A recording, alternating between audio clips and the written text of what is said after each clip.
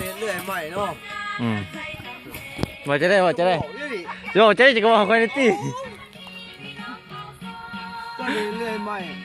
นี่น่าต้องชมเนาะไม่ลูกพูดเนาะว่าไอ้พูดเนาะอย่างว่าอื่นเลยเนาะจะก็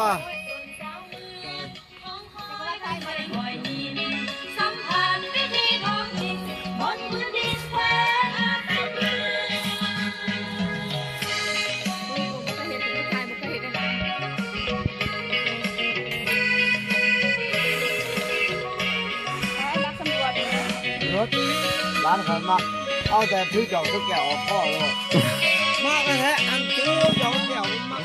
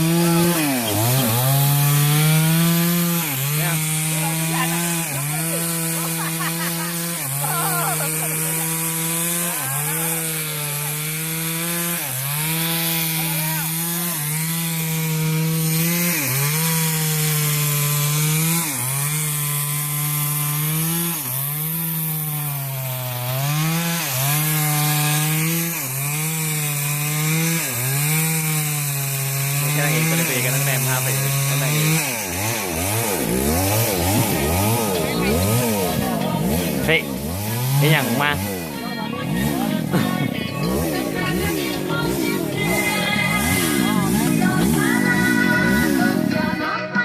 กูทำอะไรของกูคนมันน้อย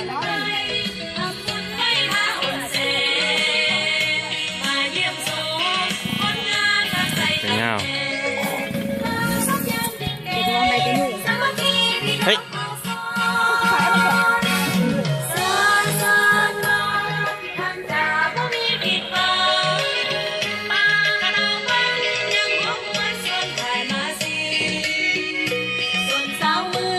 นี่นะเขา